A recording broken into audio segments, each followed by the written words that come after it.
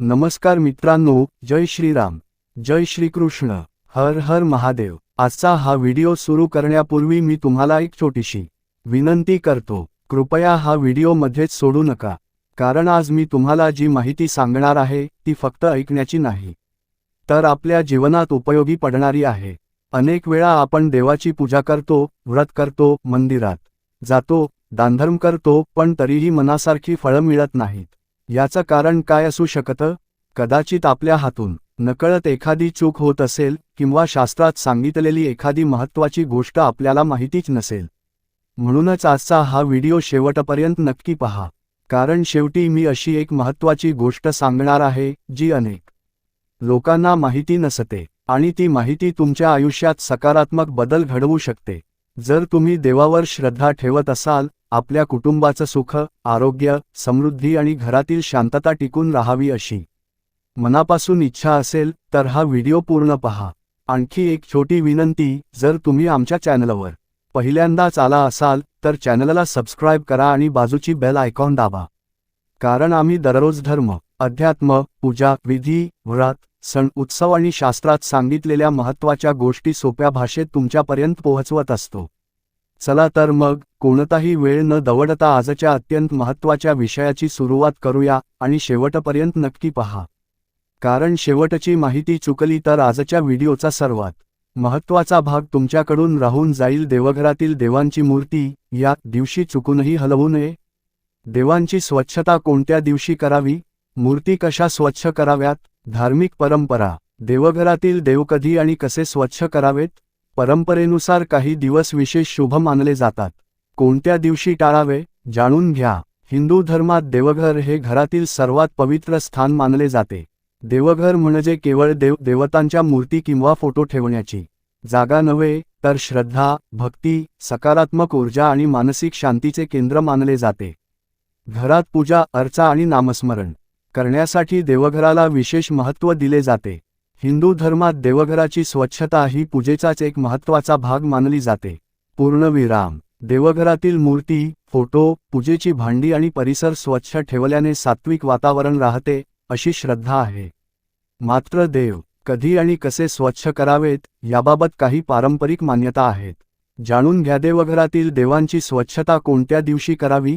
हिंदू धर्मात घरातील देवघर आणि देवतांच्या मूर्ती स्वच्छ ठेवणे ही अत्यंत शुभ गोष्ट मानली जाते।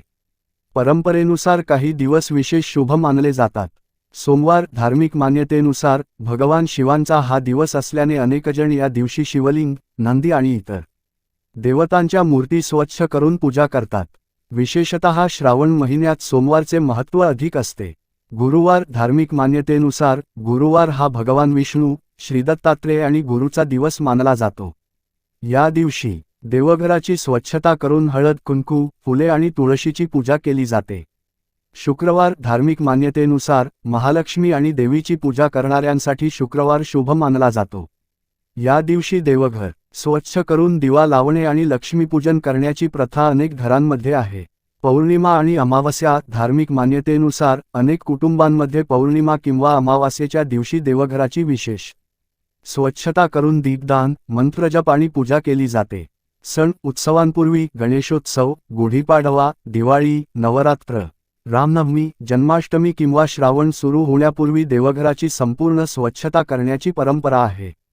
कोणत्या दिवशी टाळावे? धर्मशास्त्रात देव स्वच्छ करण्यास मनाई केलेला असा कोणताही विशिष्ट वार नाही, मात्र काही कुटुंबांमध्ये स्थानिक परंपरेनुसार एकादशी, संकष्टी, मोठे व्रत किंवा विशेष पूजेच्या दिवशी मूर्ती हलवणे टाळले जाते। ही सर्वत्र लागू होणारी शास्त्रीय सक्ती नसून कौटुंबिक परंपरा असू शकते।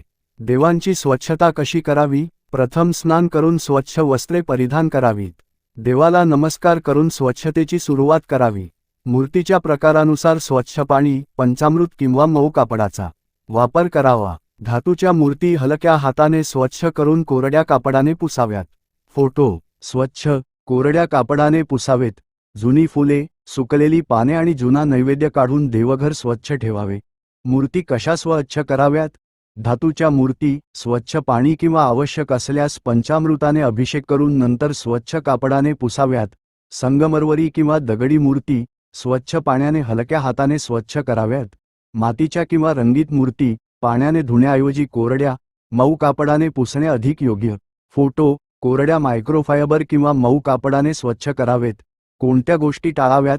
मूर्ती स्वच्छ करताना कठोर रसायने, ॲसिड किंवा डिटर्जंट वापरू नयेत. नाजूक मूर्तींवर जास्त दाब देऊन पुसू नये. देवघरात जुनी, सुकलेली फुले, खराब नैवेद्य किंवा जळलेल्या उदबत्त्यांची राख साचू देऊ नये.